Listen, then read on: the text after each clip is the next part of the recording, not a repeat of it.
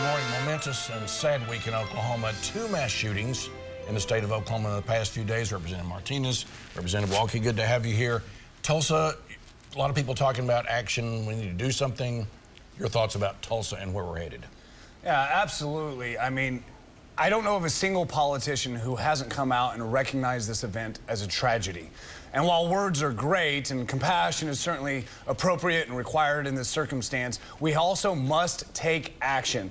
It is absolutely astounding to me how we have so many Christians in Oklahoma who proclaim to follow the Prince of Peace and yet continue to have a death grip on the very weapons of violence that are leading to these tragedies. We must do something to change this culture in Oklahoma. Okay, and the president's been on this. The entire nation's been watching this. Also Texas, also New York. But people right now are talking about Oklahoma. Yeah, so obviously, much like my colleague said, that there's no doubt that this is a horrific tragedy, that there must be action taken on this. I think a lot of the questions that are being asked are going to continue to be is what is causing people to want to commit such heinous acts and such heinous violence in our society. And this is something we must take action on, and I think it's something you will see action on. Will we agree exactly what that action is? Probably not. But I think that there is nobody that's going to be at the Capitol that thinks the status quo is acceptable. Okay, and add to the top of that, the media's going to get it at some point, it's pain management. Okay, we've been talking about opioids years. It's just a whole lot to unpack. Well, let's start with right here at home, Representative Martinez. The Democrats were first out of the chute. They say they would like to amend the special session, do something about guns. Yeah, so obviously I saw that, and I can understand that wanting to react and make sure that we do something that'll make sure that this is a much more difficult situation. Do I think that we will probably amend the special session? Doubtful.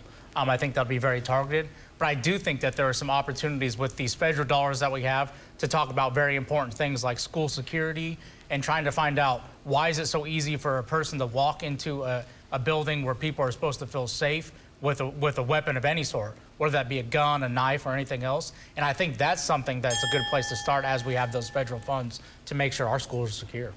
Okay, that's one topic that we talked about, but Democrats are focusing on weapons. That's right. Yeah, I mean, the thing is that with every right comes a responsibility. And here in the state of Oklahoma, we have affirmed the Second Amendment rights without affirming any of the Second Amendment responsibilities. I mean, just think about constitutional carry, where you have to have 0 training in order to walk around with a gun, just as the individual in Tulsa did recently. Not only that, but tell me how it would infringe upon your right to bear arms if you had a 3-day waiting period, which would have also prevented this tragedy in Tulsa. And so the reality is that there are practical steps that we can take, but we have to recognize that responsibilities follow rights. Okay. All right, so that's we're just beginning this discussion on this. Coming up, we're going to be talking about some repercussions on some of the legislation that was advanced and signed, how it may be taken around the country, and how it may come right back here with repercussions. Be right back.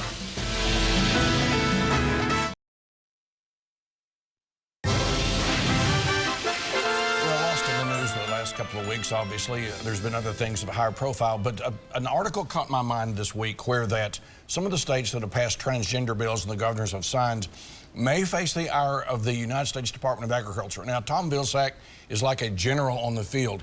If this happens to Oklahoma, well, they could be targeting us. Your thoughts about if the United States Department of Agriculture says you can't pass this bill and get federal money?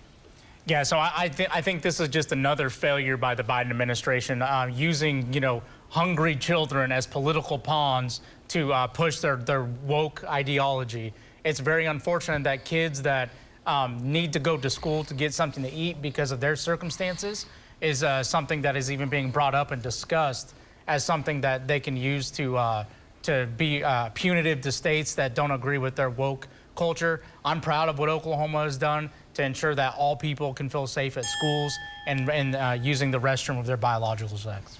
Okay, well, we know that this happens and then Washington takes a look at it, and while it's still early, it may happen.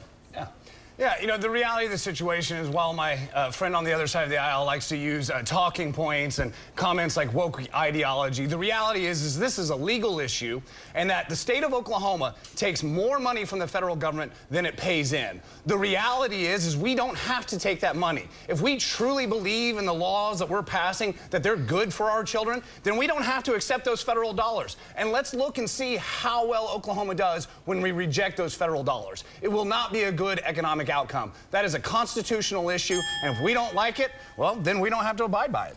I know the infrastructure money, the entire delegation voted no, but that money's still coming here. It's going to be interesting in that U.S. Senate race when we talk about that.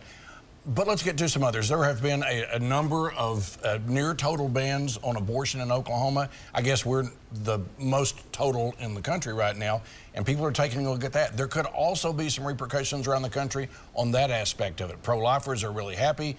The other side, not so much. Your thoughts about what may happen in Oklahoma because of that? I think that Republicans have actually hurt themselves both economically and politically by doing this. So, for example, Oklahoma is trying to encourage tech companies and big businesses to come to Oklahoma, while at the same time, Tesla and Starbucks have offered their employees in Oklahoma up to $4,000 in travel expenses to cover abortion providers. It is not the case that we're going to attract businesses here in this state by disincentivizing the right to access for health care for women. Not only that, I think that they've hurt themselves politically because nobody in today's day and age wants to see their daughters grow up with less rights than they had when they were growing up. I'm going to assume our colleague to the left is going to disagree. To the right. Yeah, I think... to the left. Yeah, Okay. Physically to your left and on the right side of all issues. So what I'll say is you're absolutely right. I mean, I think that the issue is that Oklahomans have said over and over again that we want to do business with companies that reflect our values here in Oklahoma.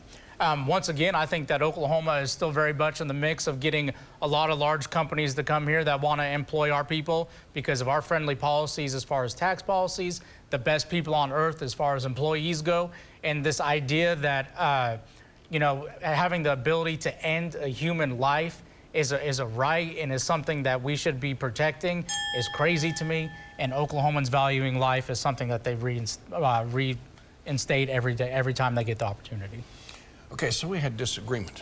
But you know, you can see this again at news9.com/YourVoteCounts and follow me on Twitter @MitchellTalks.